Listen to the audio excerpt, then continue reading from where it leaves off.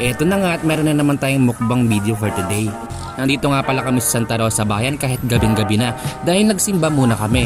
Pagkatapos niyan ay kumain kami sa isang sikat na restaurant pero mura at affordable ang price. Ito nga ang Pansit Tagapo. Eto nga pala ang kanilang menu. And Tuesday to Sunday lang sila open.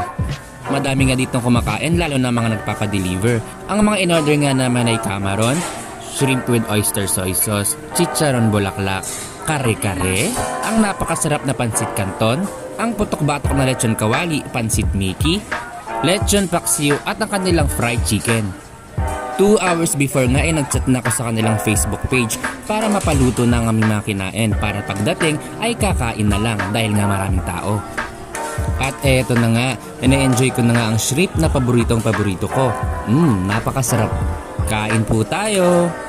Eto namang isa ay nilalafang ang chicharon bulaklak.